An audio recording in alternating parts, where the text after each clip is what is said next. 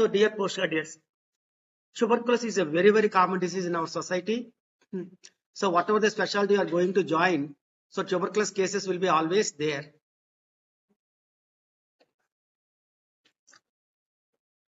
See, I would like to talk much about the pathogenesis and pathology of the tuberculosis rather than the treatment aspect, because you all know familiar with the INH, rifampicin, ethambutol, pyrazimide, and etc. and etc.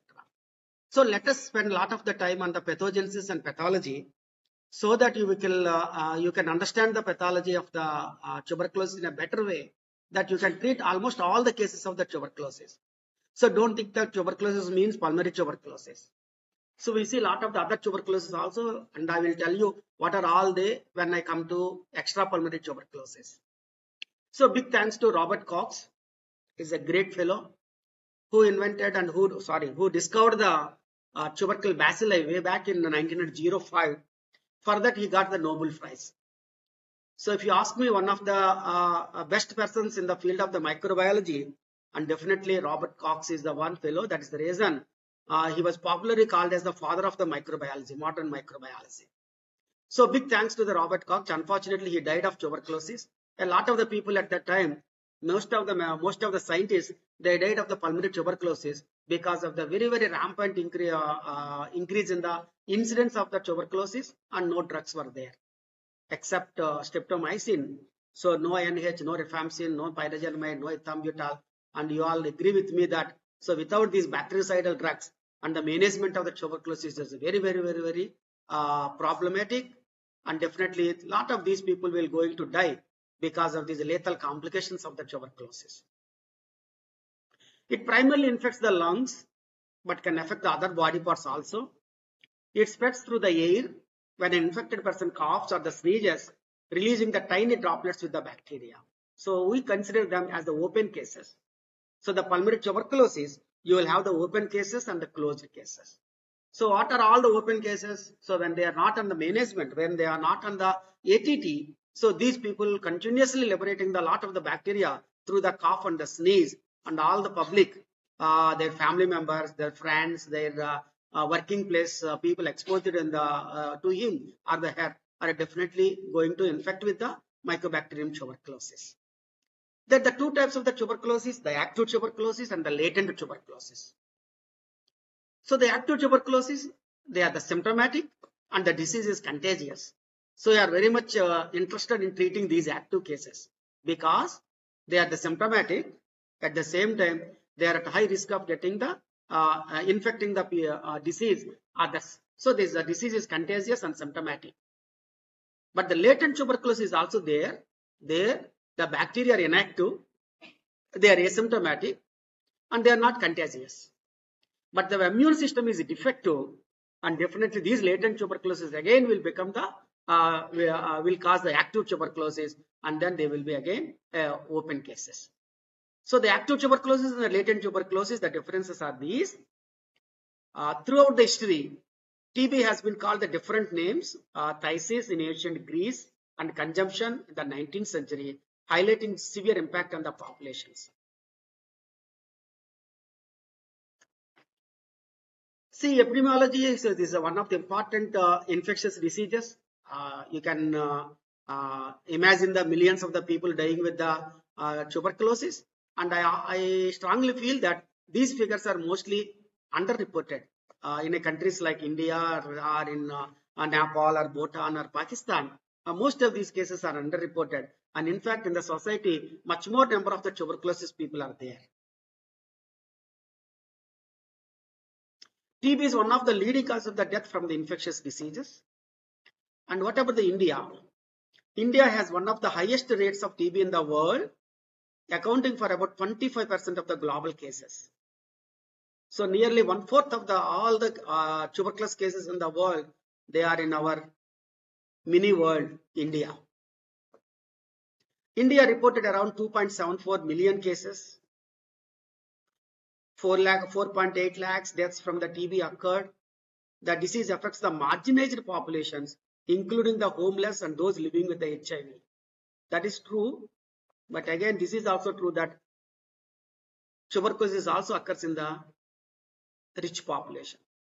Tuberculosis also occurs in the professionals. Tuberculosis also occurs in the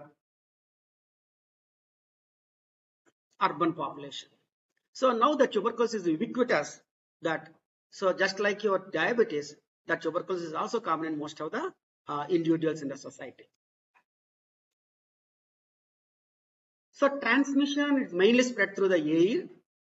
When a person with the active TB coughs, sneezes or talks, tiny droplets contain the Mycobacterium tuberculosis bacteria released. Most transmission happens from people with the active TB in their lungs. And the pathogenesis, there was the initial infection, then there was the immune response, then the active disease, granuloma formation, and reactivation.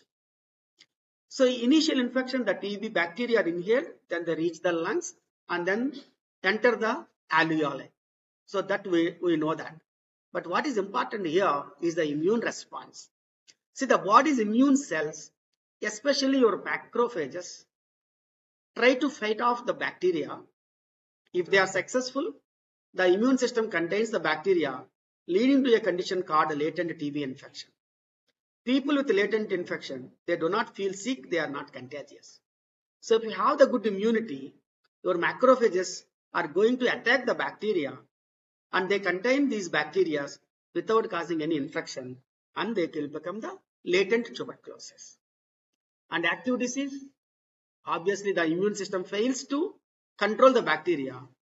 Then the bacteria can multiply and they spread, cause the active TB diseases in different parts of your body. This can result in the symptoms.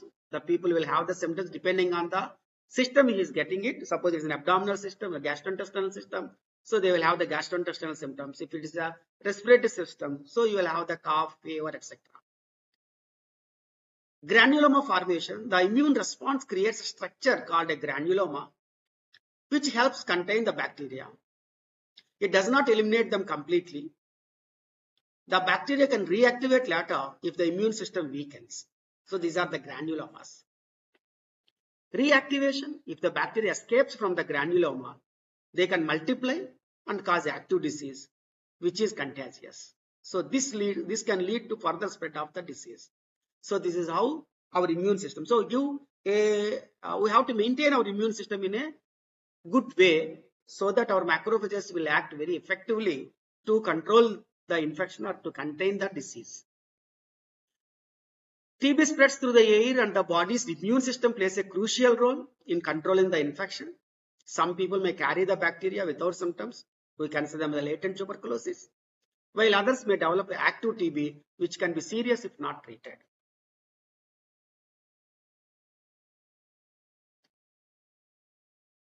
So this already I told you the symptoms, they are asymptomatic, infectious, they are not contagious. The risk is very important, latent tuberculosis, 5 to 10%. So 5 to 10 out of the 100 people with the latent TB may develop active TB later in life if their immune system gets weaker. So that is the reason.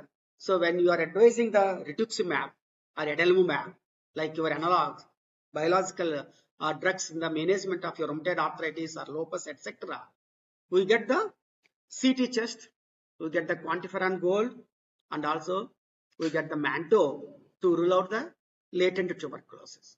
So if the person is a positive with these things and he is considered to be having a latent tuberculosis positivity, and by introducing these drugs, immunosuppressive drugs, there are high chances of reactivation of this disease. So this is the latent tuberculosis. So active tuberculosis, you know that the TB bacteria become active, multiply, make someone sick. They are symptomatic, so it depends on the organs. Mostly they will have the weight loss, unintentional weight loss, night sweats, fever, feeling tired, etc. And infective, that spread to the others through the cough, sneeze, or talk. Diagnosis by the chest X-rays or by your CT chest or pleural fluid examination or peritoneal fluid examination or your pericardial fluid examination or your CSF examination, etc. So the people with latent TB, they are not the sick, they can't spread the bacteria, while active TB can make the people sick and contagious. Treatment is different for both the latent TB and the active TB. For active TB, we use the curative forms of your 4 intensified drugs in the first 2 months, and then the 4 to 6 months or 9 months of your maintenance phase. So the tuberculosis bacteria, you have the certain characteristics are there. So oxygen needs. The bacterium requires oxygen to grow and it is non-motile, slow growth. It grows very, very slowly, taking about 18 to 24 hours to double in number, unlike your virus. See, your HIV virus or your COVID virus, no, it takes seconds to multiply in millions. Whereas the Mycobacterium tubercle is a very slow growing organism. It takes about 1 day to double its number. Cultures also takes a lot of time, maybe 3 weeks to 6 weeks. It's cultured using the special media that can take the weeks to show the growth. So transmission, you know that. Dormants also I told you.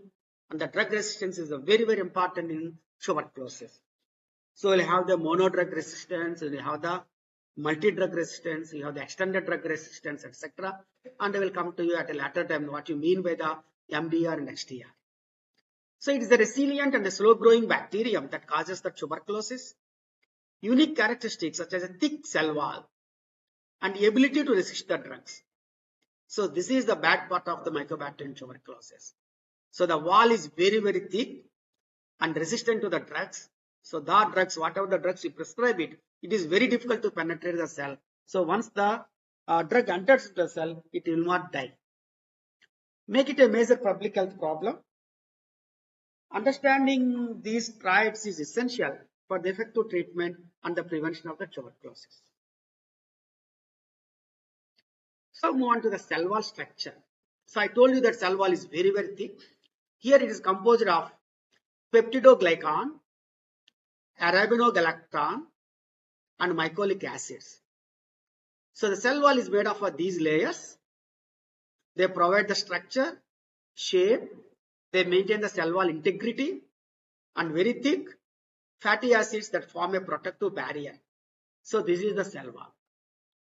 Hydrophobicity, high lipid content. 60% of the cell wall mass is the lipids, makes the cell wall very hydrophobic, protecting the bacterium from the harmful substances. And the virulent factors are immune nature, hiding from the immune system. So it's a very intelligent bacteria. Mycobacterium tuberculosis is a very, very intelligent one. It hides from the immune system. Components in the cell wall. What are all the components? I told you that peptidoglycan, arabinogalactan, and mycolic acids. They help the Mycobacterium tuberculosis avoid the detection by the body's defenses, hiding somewhere without knowing your immune system. Preventing the immune activation also. Some lipids can stop the immune system from responding effectively to the infection. Surviving inside the host cells. The cell wall is essential for the Mycobacterium tuberculosis to survive inside the host immune cells, macrophages. Disrupting the cell wall can make the bacteria more vulnerable to the host defenses. But how to disrupt the cell wall? That is very, very important. We should not make the cell wall very protective. So when the cell wall is very thick and very protective, definitely this bacteria is hiding and it is escaping into your immune system. It is escaping from your macrophage activity, and that's how it lives for a longer period in the body, maybe a few years, maybe decades also. Communications. Lipids and the proteins in the cell wall act as signaling molecules, helping the Mycobacterium tuberculosis adapt to the host environment. So secret agencies. So whatever the Israel is doing it, so the American people, they know that second by second or minute by minute by their intelligence activities. In the same way, the Mycobacterium bacteria also, the lipids and the proteins in the cell wall act signaling molecules, helping the Mycobacterium tuberculosis adapt to the host environment. So the unique cell wall structure of the Mycobacterium tuberculosis is a key factor in its ability to cause the disease. The high lipid content makes the cell wall very resistant to the host defenses and allows the bacterium to hide from and manipulate the immune system. So understanding the cell wall is very crucial for developing the new treatments against the tuberculosis. Staining and cultures. So as you know that this is an acid-fast bacillus. What do you mean by the acid-fast? The tuberculosis is classified as an acid-fast bacterium, meaning it retains the certain dyes even after washing with the acid. So even after washing with the acid, so certain strains will remain there. That is acid-fast bacillus. So Gill-Nelson staining. Step 1. The smear is stained with the carbol fusion, turning all bacteria red. So first they stained with the carbol fusion, so that all the Mycobacterium tuberculosis, they will be red in color. Now the acid alcohol is used to wash away the stain from the non-acid fast bacteria. So what are all the non-acid fast bacteria? So that will be removed with your acid alcohol. Now only mycobacterial will be seen in that slide only. Now the methylene blue counter stain is applied so that the red acid fast bacilli stand out against a blue background. So you are creating a blue background of the methylene blue to see the red stained acid fast bacillus. So that is your acid fast staining. Okay. So big thanks again to the Gill-Nelson staining, because this is the most gold standard in the diagnosis of the Mycobacterium tuberculosis. So we send the sputum for AFP. So they do this. Once the AFP is positive, even on the day 1, you need not send it for the day 2 and day 3 also. So your diagnosis is perfect. That is pulmonary tuberculosis. In the day 1 is negative, in the day 2 is positive, so you need not send it for the 3rd day also. So that is already Mycobacterium tuberculosis proved. So this is all the importance of staining, the Gill-Nelson staining. And cultures. See the growth rate, Mycobacterium tuberculosis grows very, very slowly, taking a 1 day to double its number, and colonies take 3 to 6 weeks to appear. So that is the reason don't go to the microbiology lab to get the culture report 2 days or 3 days after sending to the department. So it takes minimum 3 to 6 weeks to see all the colonies, because it's a very, very slow growing organism. Here it can be 3 types of the medias: egg-based media, agar-based media, and liquid media.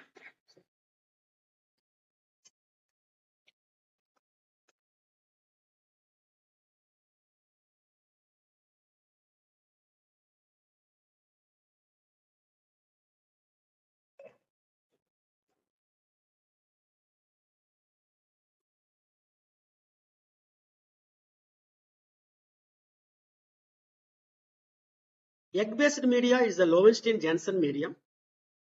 Agar-based Middlebrooks 7H10 and 7H11. Liquid media, again the Middlebrook 7H9. So here you can remember the Lowenstein-Janssen medium. So Gill-Nelson staining is for your acid-fast bacillus stain, whereas for the culture, it is the Lowenstein-Janssen medium. We often use that. Colony appearance, the colonies are rough, buff color, and have a breadcrumb look. Oxygen requirement, needs oxygen to grow, as it is an obligate aerobe. Incubation conditions at 35 to 37 degrees centigrade with about 5 to 10% carbon dioxide. So Mycobacterium is identified through the acid-fast staining and cultured on the specialized media, especially Lowenstein-Janssen medium or agar-based or liquid-based medias. And slow growth and unique staining properties are the key for the diagnosis, despite the newer methods being advised. Now the genetic diversity and evolution of the Mycobacterium tuberculosis. Mycobacterium tuberculosis shows the significant genetic diversity with thousands of the various polymorphisms identified. 7 major genetic lineages of Mycobacterium, each associated with the specific geographic regions and the human populations. Multiple strains within a single within a single patient, Mycobacterium tuberculosis can exist as a multiple strains, leading to the genetic diversity that helps the bacteria adapt to the host's immune system and the treatment. So it's, as I told you earlier, that it's a very, very intelligent organism. See that it exists as a multiple strains and to escape from our immune system. Gene duplications, changes in the genome, such as gene duplications, contribute to the evolution of the Mycobacterium, allowing it to develop and including the drug resistance also. Mutations in the different genes can interact, affecting the bacteria's fitness and ability to cause the disease.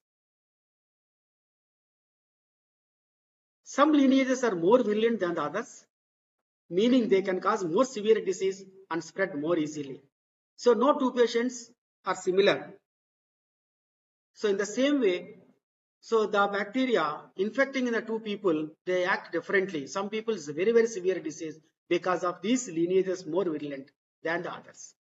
Certain strains may evade the immune system better, leading to the delayed immune responses and increase the disease severity. So Mycobacterium has a diverse genetic makeup that varies by region and the population. This diversity affects how the bacteria behave, their ability to cause the disease, evading the immune system, and resisting the treatment. Understanding this genetic diversity is important for developing the effective strategies to combat the tuberculosis. So we discussed something about your cell wall. We discussed something about your hydrophobicity, and then your virulence, your macrophages. Now the diversity. So interpersonal and intrapersonal diversity, the genome differences. So these are all very, very important to understand the main pathophysiology of our tuberculosis. So the key components of the innate immune system: the recognition, different cell types, inflammatory response, granuloma formation, and evasion strategies. So the innate immune response to the Mycobacterium involves various immune cells working together to recognize and control the infection. While this response is crucial for the early defense, Mycobacterium has evolved strategies to escape these defenses, making it challenging for the body to eliminate the infection. Understanding these processes is important for developing effective treatments and vaccines against the tuberculosis. So even after the 7,500 years, still human beings are losing and Mycobacterium is winning the game. Even a lot of the tuberculosis cases are there in the society. That clearly shows that this bacteria is very, very clever and very intelligent and is very difficult to control the disease because of the innate immunities. The key features of the adaptive immune response: a delayed activation. It takes 2 to 6 weeks for the adaptive immune response to develop after mycobacterial infection. This delay allows the bacteria to establish itself in the body. So the 2 to 6 weeks is sufficient for the mycobacterium to establish itself in the body. But our body is taking about 2 to 6 weeks for the adaptive immune response to develop after the infection. So we are slow and the bacteria is very clever and doing its worst nature by settling in our body.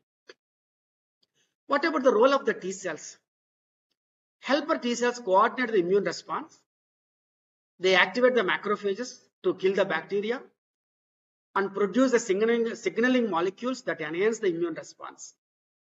These cytotoxic T cells can directly kill the infected cells and also help control the infection. Granulomas, the adaptive immune response leads to the formation of the granulomas, which are clusters of the immune cells that try to contain the bacteria. This is a key feature of tuberculosis and helps prevent the spread of the Mycobacterium tuberculosis.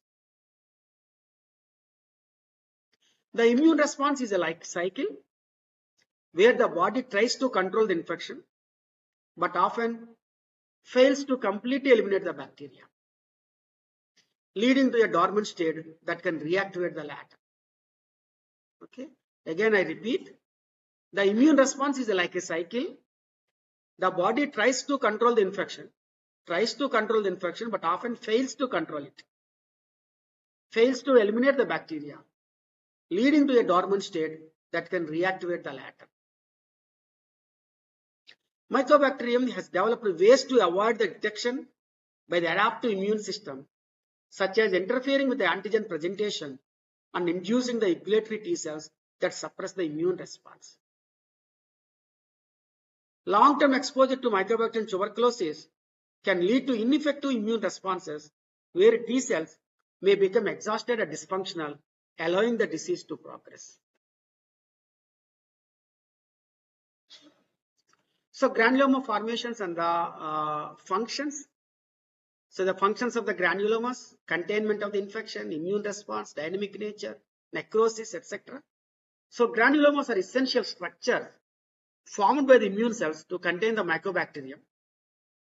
They serve to limit the spread of the bacteria and facilitate an immune response, but their effectiveness can vary. Understanding the granuloma biology is very important for developing the better ways to treat and prevent the tuberculosis.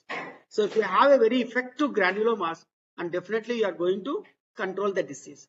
But these granulomas, our effectiveness can vary. So immune evasion mechanisms of the mycobacterium. So mechanisms of the immune evasion. So survival in the macrophages, then interfering with the antigen presentation, cytokine manipulation, avoiding the detection, inducing the regulatory T cells, and exploiting the immune response. So mycobacterium uses various strategies to evade our immune system, including the surviving in the macrophages, interfering the antigen presentation, and manipulating the cytokine levels. These mechanisms allow the bacteria to persist in the host and pose challenges for developing the effective vaccines and the treatments. Understanding these strategies is crucial for improving the tuberculosis control efforts. So tuberculosis, just like our few opposition leaders, very, very intelligent fellows. So what are all the clinical features? So symptoms, you know that pulmonary tuberculosis, a chronic cough, not an acute cough or not a simple cough, not a cough of 1 or 2 days. It's a chronic cough. Chest pain, not always, but sometimes. Breathlessness, most of the times. And feeling tired, unintentional weight loss like your hyperthyroidism or type 1 diabetes, loss of appetite, fever, mostly the evening rise or the nocturnal, night sweats, chills. So these are the common symptomatology. And of course, so chest X-ray and now the CT scan chest definitely helps you to diagnose the pulmonary tuberculosis. So the pulmonary tuberculosis typically causes a chronic cough, chest pain, general symptoms. X-ray and CT are used to diagnose the disease and assess its severity. That is very, very important. So after seeing the chest X and the CT scan, not only the diagnosing, you should know the severity of the disease also. Whether it is upper lobe or the lower lobes or the mid lobes, or whether any associated pyothorax or any associated pneumothorax or any associated pleural effusion. So all these are any lung abscesses. So these are all very important to know the severity of the diseases and then act accordingly. So early recognition and the treatments are very, very important to prevent the complications and spread the infection. Now the extrapulmonary tuberculosis. So as a physicians, we should pay much more interest in the extrapulmonary tuberculosis also, along with your pulmonary tuberculosis. Okay. So the lymph nodal tuberculosis is a very common in the cervical lymph nodes, the axillary lymph nodes, thoracic lymph nodes, or mediastinal lymphadenopathy, peritoneal, retroperitoneal lymphadenopathies, okay, inguinal lymphadenopathies. So these are very, very common lymph nodes involved in tuberculosis. So whenever you're in doubt and the matting is there, so definitely you have to subject for the FNAC and then act accordingly. Skeletal tuberculosis is a very common, especially the thoracic spines. It's a pot spine, kyphosis, etc. will be seen. So this is a skeletal tuberculosis. And osteomyelitis of the bones is also very, very common post fractures. When they get infected with a second infection, sometimes a chronic osteomyelitis, it could be a tuberculosis, and then you have to start the ATT. And the reactive tuberculosis, latent tuberculosis, skeletal, so we consider as a Ponsets disease. So that should be treated with your ATT.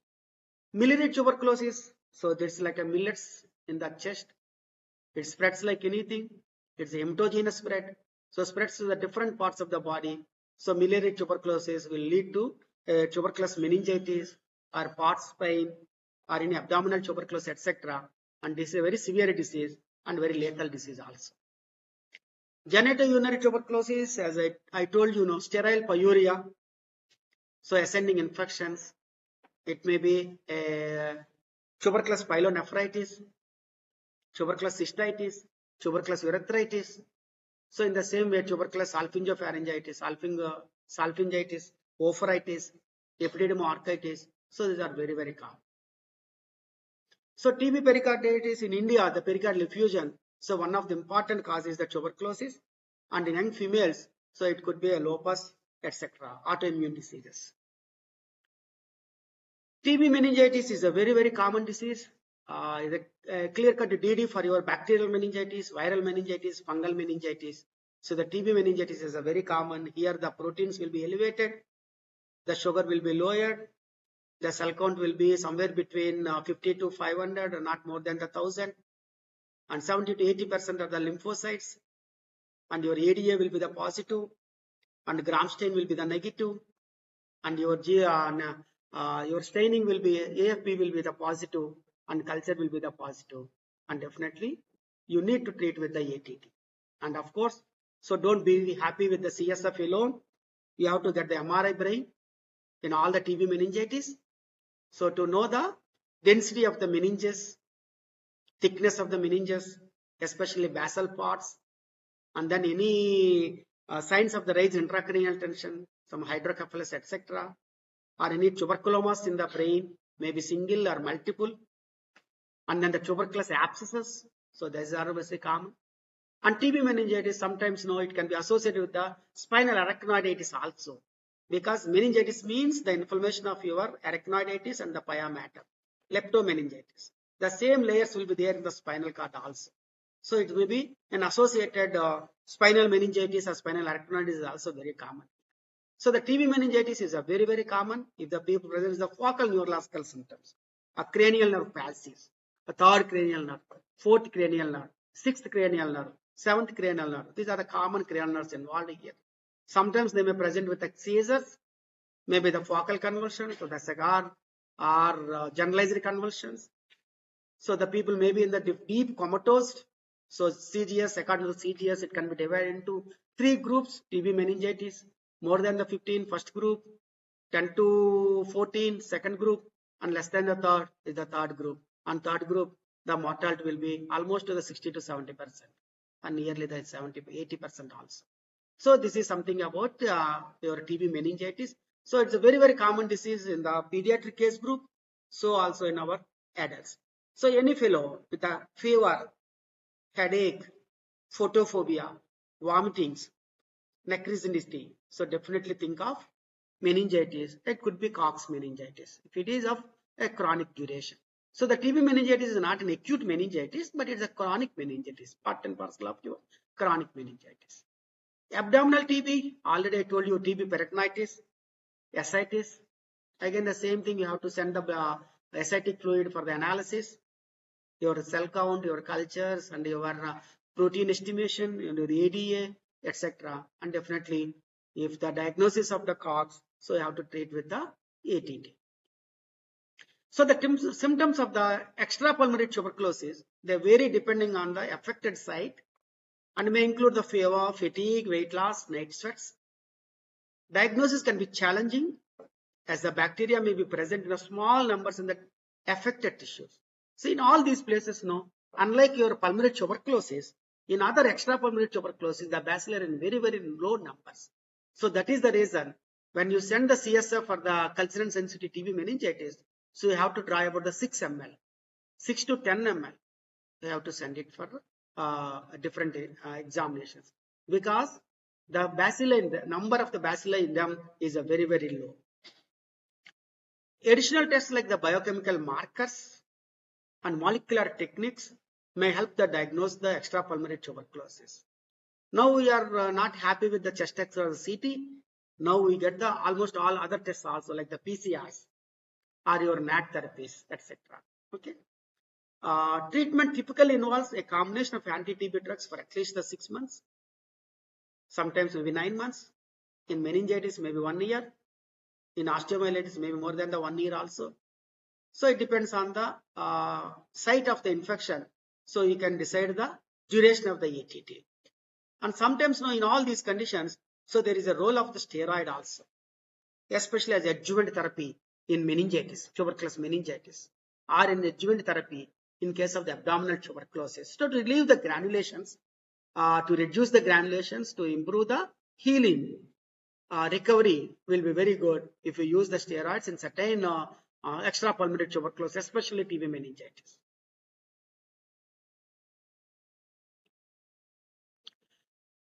So something about your biliary tuberculosis, it's a severe form where the bacteria spread through the bloodstream to the multiple organs. So most common is the fever, then the cough, swollen lymph nodes, weight loss, fatigue, shortness with the breath, etc. Chest X-ray shows tiny nodules throughout the lungs that looks like the millet seeds. Confirmed by finding the TB bacteria in the body fluids or the tissues. Miliary tuberculosis treatment involves the anti-tuberculosis medications for about 6 to 12 months, often with the steroids. If untreated, so more deaths. TB meningitis, I told you, bacteria infect the membranes covering the brain and also the spinal cord. So the triad here is the fever, headache, and stiffness of the neck. Confusion or altered mental status depending on the severity of the meningitis. In the early stages, they looks like the normal people only. Unless you have the suspicion, it is very, very difficult to diagnose the TB meningitis in the early stages. But once the fellow is confused, once the fellow is in the deep comatose or altered mental status or focal neurological deficits, anyone can diagnose the tuberculosis meningitis. So the beauty of the diagnosis of TB meningitis, if you diagnose in the stage 1. Diagnosed by the analyzing the CSF from a lumbar puncture, which shows the elevated protein, low glucose, and the lymphocytes. ATT for about 9 to 12 months, often the steroids to reduce the inflammation. It can be life-threatening if untreated. So the miliary TB with a systemic symptom and specific lung findings, while TB meningitis causes neurological symptoms. Both conditions need the prompt diagnosis and treatment to prevent the serious complications. So TB in children, persistent cough, fever, weight loss, fatigue, swollen lymph nodes. Children at risk for severe forms of the TB like the miliary TB and the TB meningitis. But we are interested in the second group and the third group. It's the elderly, because the geriatrics, we are going to see a lot of the geriatrics in our society, in our practice, and TB in immunocompromised individuals like HIV positivity.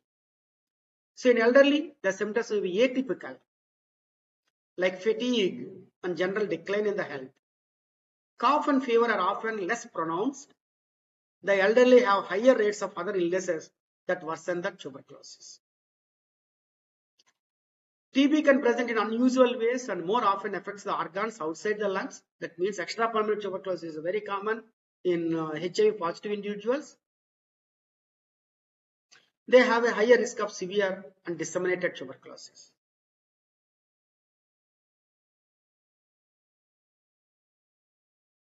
Now the tuberculosis skin test, that is your Mantoux, and then IGRA, that is interferon gamma release assays. Manto, you are familiar. It involves injecting a small amount of the tuberculin under the skin, intradermal, and the forearm. After about 48 to 72 hours, checks for a raised area, that is an induration at the injection site. The size of this induration area determines if the test is the positive or the negative. So more the induration, a positive, no induration, negative. A positive suggests a latent TB infection or active TB disease. So the positive Mantoux doesn't mean that he is infected, he is in active disease. It could be a latent also. It could be latent or an active disease. However, false positives can occur in people who have had the BCG vaccine or exposed to the other non-tuberculous mycobacteria. So false positive is also very common with the Mantoux positivity. So don't think that Mantoux positivity doesn't mean that you have to start the ATT. So that is the most important take-home message. So Mantoux positivity means he is exposed to the tuberculosis. Doesn't mean that he is having an active disease. It could be an active, it could be latent also. So this test requires the 2 visits to the lab, one for the injection and the second one to read the result. What about the IGRAs, that interferon gamma release assays? They are the blood tests that measure the immune response to the TB proteins. They require only one blood draw. They are the quantiferon TB Gold Plus and the T-spot TB. And usually we send the blood for the quantiferon Gold. So that is one type of the IGRA. A positive IGRA result indicates that latent TB infection or the active TB disease. Just like your tuberculosis Manto's test. But here the false positives are very, very less when compared to your Manto's. Advantages: these are not affected by the previous BCG vaccination or maybe more specific than the Manto. In some population, Manto will be positive and IGRA will be positive. Okay. In some, Manto will be positive and IGRA will be the negative. Okay. So the detection, both tests can show the TB infection, but cannot differentiate between the latent and the active TB. This is very important. They can't differentiate between the latent and the active TB. So IGRAs are more convenient because of only one test, that's a one-time drawing the blood, and more expensive. The tuberculosis test, Manto's, is cheaper but requires the 2 visits. IGRAs are generally more specific, while the Manto may have a more false positives because of the previous BCG vaccination or because of the previous non-mycobacterial infections. Now the sputum test. A method to diagnose the pulmonary TB by examining the sputum under a microscope. It is a very quick and cheap. It is a fast and a low cost to find the tuberculosis diagnosis. Identifies the infectious patients, helps to detect the people who can spread the TB to the others. Limitations: misses the some cases. It may not detect the TB if there are few bacteria in the sample. Not for everyone. Less effective for the children. TB outside the lungs, that is extrapulmonary tuberculosis, and people with HIV. So people with HIV also, there are bacteria very, very few, and it's very difficult to identify the positivity. Again in the children also. So the fluorescent microscopy can find more cases than the traditional methods. Taking 2 samples on the same day can improve the results. Tests like Gene Expert are more accurate. I can detect the drug resistance but are more expensive. It's a very accurate, more accurate, and can detect the drug resistance. You expect MTB. Sputum smear microscopy is useful and affordable tool for the diagnosing the TB, especially in the low resource areas.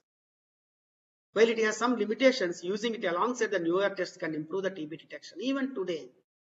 So detecting the mycobacteria under the microscope is very cheap, very fast, so that you can detect the open cases and can advise the people not to go around to spread the disease. Okay. So if you are in a doubt, if it's a negative, then you can go for these other tests, which are very, very accurate, but they are some expensive. Gold standard test recommended by the WHO to diagnose the tuberculosis is the culture. Growing TB bacteria from patient samples like the sputum in the special lab dishes, highly sensitive, can detect the very small amount of the bacteria, also can be detected in the culture. Whereas for the under the microscope, you need slide with many bacteria. If the slide contains very few bacteria, it's very difficult to identify them. Whereas for the culture, even the small, very low number of the bacteria also can be cultured. It takes 2 to 8 weeks for the bacteria to grow enough to be detected. Longer than the other tests, but very accurate. Requires a specialized lab equipment and the facilities. Can get contaminated by other germs. Doesn't tell if the bacteria are alive or the dead. Can't detect the drug resistance. Culture, whether they are positive or negative. Whether the bacteria are dead, they are the alive, or the drug resistance. That is not we can't get anything about for this culture. but very happy if the culture is a positive or the negative. So if you are in a doubt, the diagnosis can be confirmed or not confirmed with your culture report.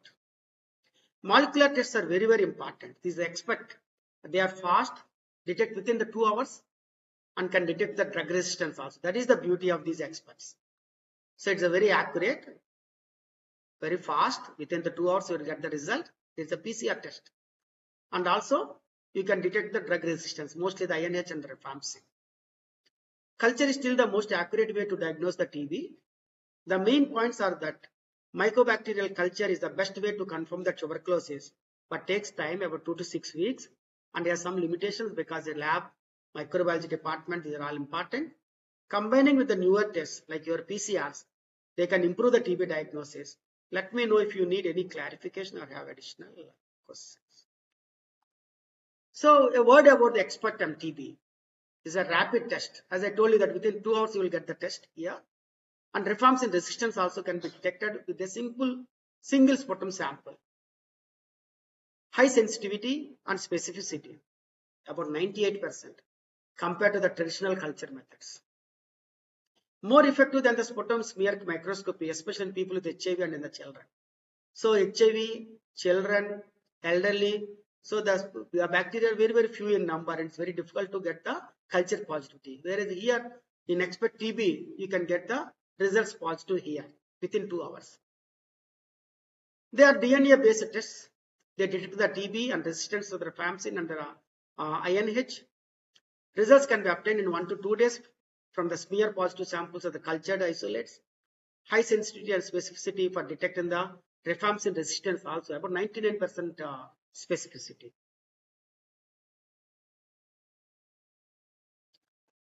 Now the radiographic findings. So you should read the chest X-ray very accurately. So you should not require a report from the radiologist. Okay. So as a physician, you should be very thorough in reading a chest X-ray. Here in pulmonary tuberculosis, common findings are the consolidation, areas in the lung fields with the fluid or the solid material, usually in the middle or the lower lobes. Usually not in the middle and the lower lobes, usually in the upper lobes. Lymphadenopathy, swollen lymph nodes in the chest area, your hilar adenopathy. Pleural effusions, yes, maybe the right pleural effusion or left pleural effusion. Usually it's the moderate to the severe and shifting the mediastinum to the opposite side.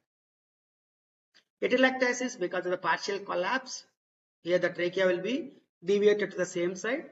So there will be the partial lung collapse.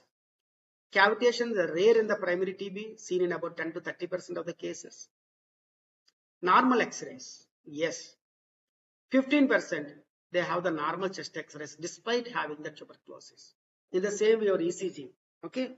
ECG could be the normal even if the patient is having acute myocardial infarction, okay? So if you suspect the acute myocardial infarction, so observe the patient, send the blood for your troponin T and etc. and give the aspirin, give the clopidogrel, give the rosuvastatin or the atorvastatin high dose, maybe 40 mg or 80 mg, and wait for about 1 hour and get an ECG, again the ECG in the after 1 hour of the initial presentation. Then you can notice the changes in the ECG. So by seeing the first ECG in any fellow with acute chest pain, it turns to be the normal. So don't discharge the patient. It's absolutely observation must be there for these people. In the same way, when the chest X-ray is the normal, we cannot exclude the pulmonary tuberculosis. It could be the normal in about 15% of the cases. Post-primary pulmonary TB, upper lobe involvement is very common, cavitations are very there, and patchy consolidations are there. Fibrosis is very, very important here. The scarring of the lung tissue over that time. These are chronic cases, so there will be the lung fibrosis will be there. And miliary TB, so you can easily diagnose it. A common DD here is the secondaries. Okay, but secondaries are much bigger in size, whereas here they are the millet in the size. So small nodules throughout the lungs indicating the widespread infection. Imaging techniques, chest X-ray and the CT scan.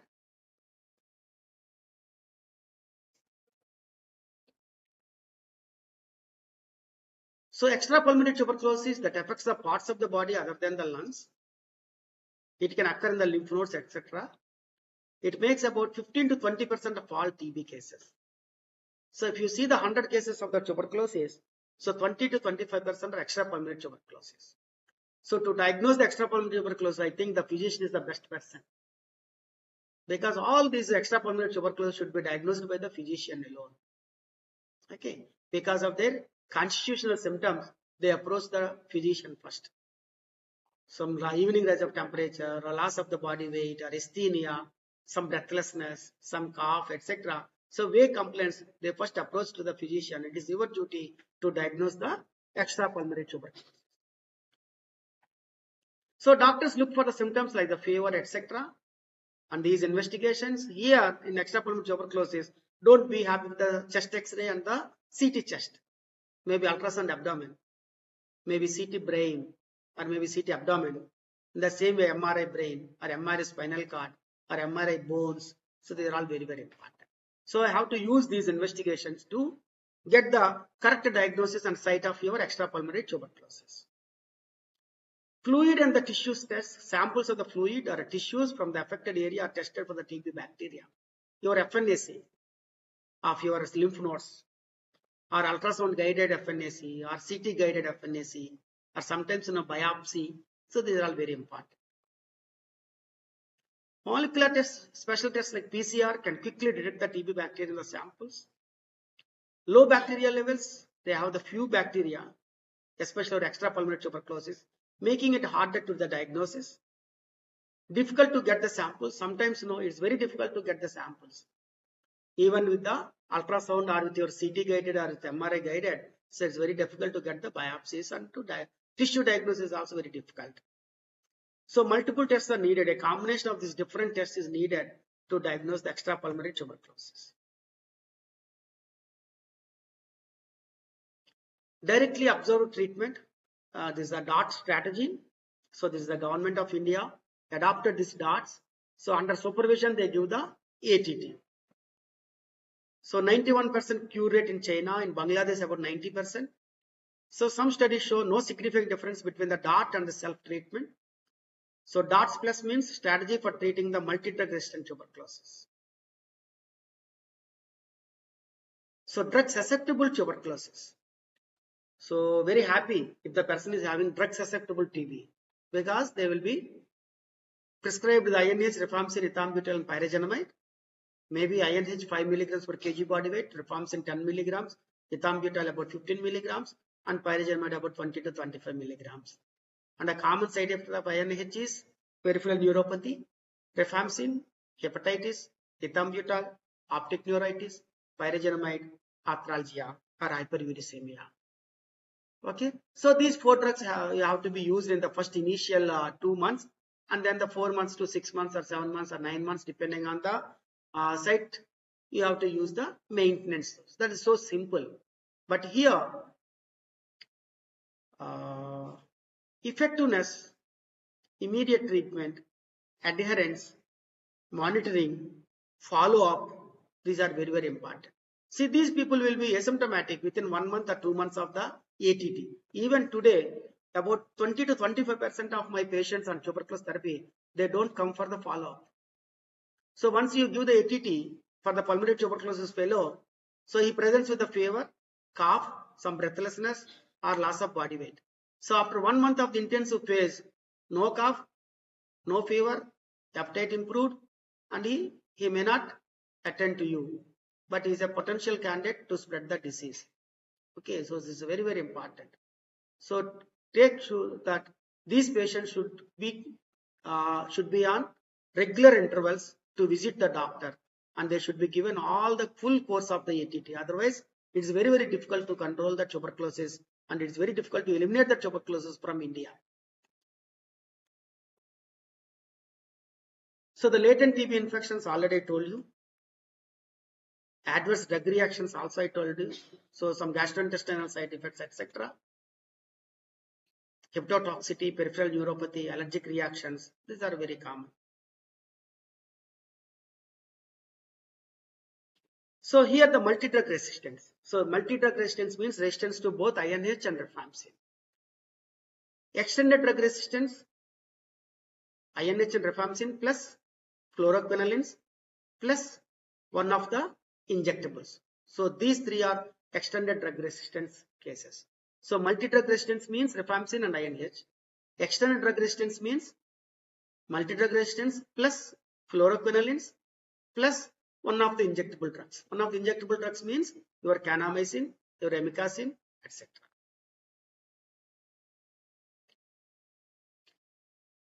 So in 2022, just a couple of years ago, about 4 lakh people worldwide developed the multi-drug resistant rifampicin resistant tuberculosis.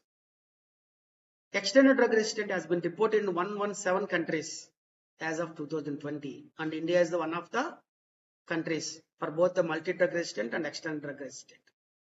What are the key causes? Weak healthcare systems, incorrect treatment practices, transmission in the communities and the healthcare settings. Delays in identifying the drug resistance can lead to the increased transmission and further resistance.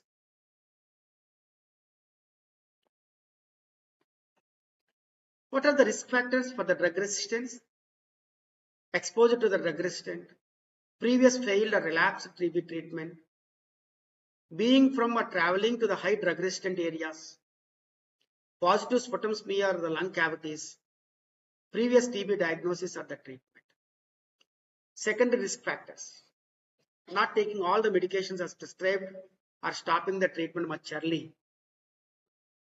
Associated factors like HIV positivity, age more than the 40 years, alcohol abuse, smoking, and other comorbidities like diabetes and CKD or COPD.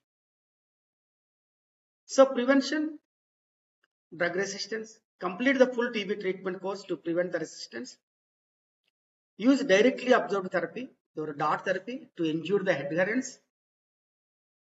Conduct the drug susceptibility testing for early detection of the resistance.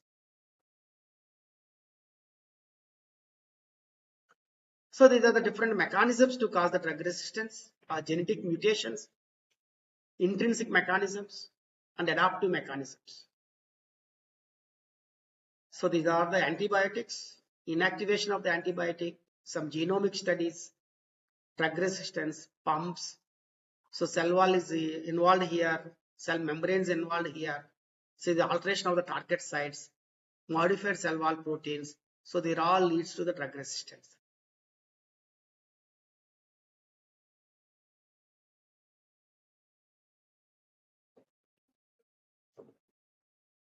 So these are the different methods like phenotypic drug susceptibility testing, molecular diagnostics, gene expert, MDR-DR+, next generation sequencing, and liquid cultures. So certain advantages and disadvantages of these different tests will be there.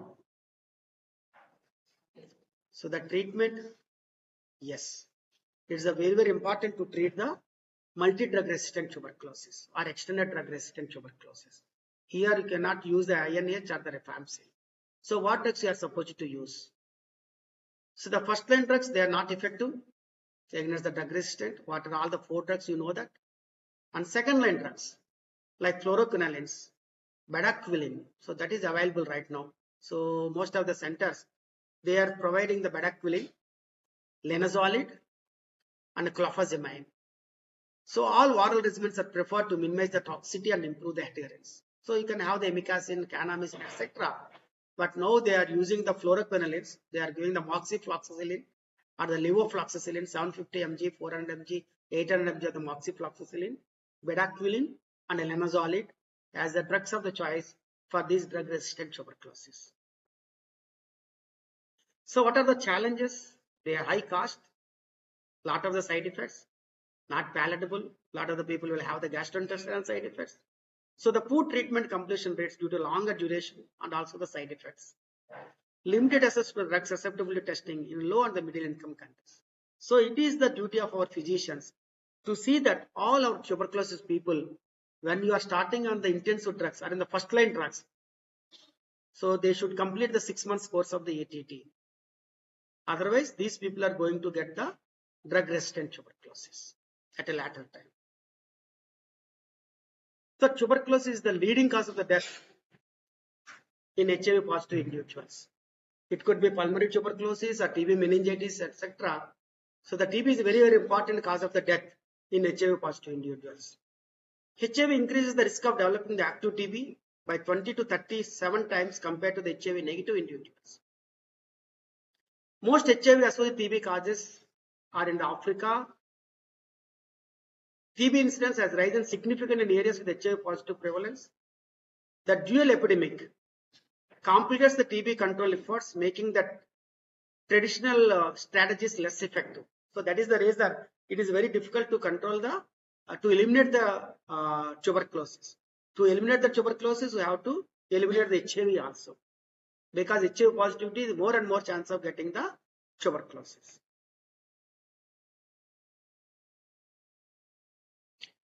The immune reconstitution inflammatory syndrome, IRIS. TB IRIS, it is an inflammatory reaction to the TB that happens after starting the HIV treatment. Paradoxical IRIS and unmasking IRIS. Paradoxical IRIS means worsening the TB symptoms in the treated patients. Unmasking IRIS, new TB symptoms appear after starting the ART. So the rapid immune recovery and high TB levels in the body. The risk factors are the weak immune system, young age, males, and low protein levels, hypoproteinemia. Treatment, corticosteroids to reduce the inflammation. Mortality, low mortality, but a higher risk in the TB meningitis cases.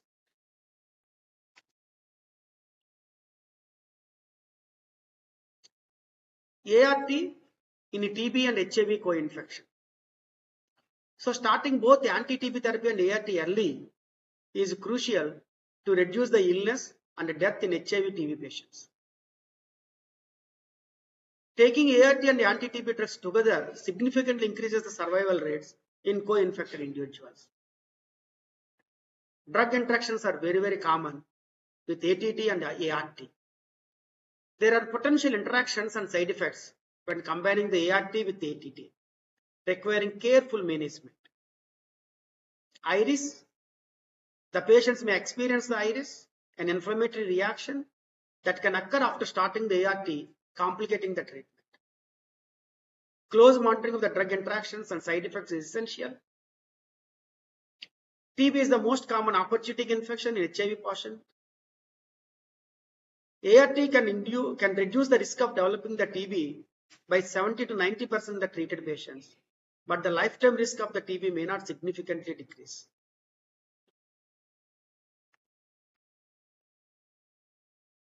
Diagnosis and treatment of TB in HIV patients. So TB symptoms can be atypical in HIV patients, and standard tests like the sputum smear and skin tests may not work well. So as I told you, the tuberculin test or AFP positivity, these tests will be negative. Usually for most of the times they are negative in HIV positive individuals because of the low immunity. Nearly 46% of HIV patients may not be diagnosed with the TB before death, meaning many cases go unnoticed. New tests like the Expect MTB can quickly and accurately diagnose the TB even in patients with the low bacterial loads. This is very, very important. So as a good physician, so instead of spending much time on the Manto or your IGRAS, etc., so straight away go for the PCR. So they are very accurate. So that tells you the drug resistance also, because these tests can be positive even with a very, very small number of the bacilli, mycobacterium.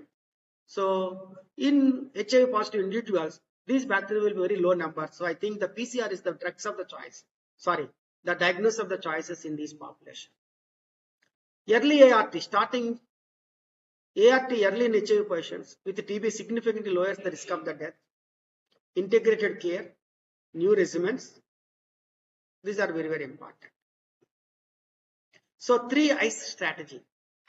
So that means one I is intensified case finding. The second I is INH. The third I is infection control. So these two are very important. BCG vaccine, a word about the BCG vaccination. It is effective in the preventing severe forms of TB in children under 5 years with efficacy rates between 70 and 80%. Overall effectiveness against all forms of TB in children is around 18% only. What about the efficacy in ours, in adults? Because we are interested in the adult practice. So what is the role of the BCG in our physician practice? BCG shows limited effectiveness in preventing the pulmonary TB in adults, with studies indicating little or no protection for those over 10 years old. Effectiveness in adults varies by geographic location and exposure levels. What about the long-term protection? Protection from BCG may wane over the time, particularly after the childhood. A booster may be needed for the older population. BCG is generally safe, but like any vaccine, it can have side effects, including mild local reactions. Serious adverse reactions are very rare. So what about the current recommendations? So as knowing that in children it's good, in adults questionable. What are the recommendations? So BCG vaccination is recommended for infants and young children in high TB burden areas like India. In low burden countries, ECG is primarily given to the high risk groups only, such as healthcare workers, etc. Need for new vaccines? Yes. Given the limited effectiveness of the BCG in older children and adults, there is a pressing need for the new vaccines that provide broader and longer lasting protection against the tuberculosis. So these are all the measures. Contact people, preventive therapy.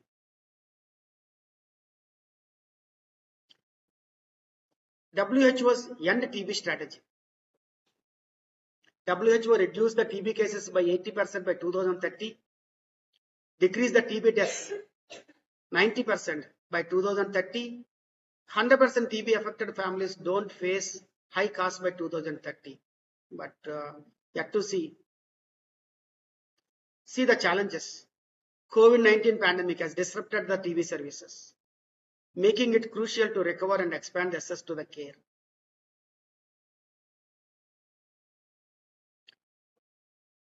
India's National Tuberculosis Eradication Program, TB Free India by 2025. Even 3025 is also not possible. TB Free India. Goal: reduce the TB cases and the deaths, provide the universal access, prevent the financial hardships. Future directions: focus on better diagnosis and treatment, innovative strategies to eliminate the TB. Public-private mix approach, role of social determinants and socioeconomic support, new diagnostics in the pipeline. These are very, very important. So more test methods are being developed, new technologies, quick and accurate TB detection and drug resistance, new methods to detect the TB from the aerosol samples, improved tests for detecting the TB infection. So ongoing research and innovation are very much essential for TB control. These are novel TB drugs. Bedaquiline, excellent drug for the drug-resistant tuberculosis. Now we are using the bedaquiline, linezolid, and fluoroquinolones. Vaccines, so different vaccines are on pipeline. Future directions: continued investment in research and development is essential to expand the availability of effective TB vaccines. Focus on integrating new vaccines with existing TB control strategies. So these are all the research priorities. 1. Understand the pathogenesis. Learn more about how TB works to develop drugs and the vaccines. Improved diagnostics. Create better tests for detecting the TB. Treatment regimens. Develop better treatment plans, especially for the drug-resistant tuberculosis. Vaccines. Innovate and improve the existing vaccines. Biomarkers that help in drug and vaccine development. Case finding strategies. Enhance the methods for finding and treating the TB cases. Preventive therapy. Optimizing the preventive treatments for drug-resistant TB. Health system strengthening.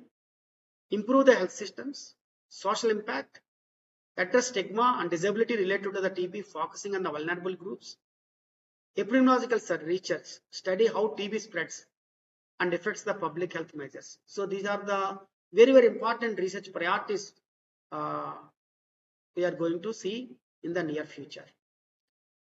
So thank you very much for your patient hearing. Doctors have a big responsibility to bring smiles on the faces of suffering humanity. So in fact, we are all the blessed people. So our responsibility is to see the face of the suffering humanity smiling. So thank you one and all.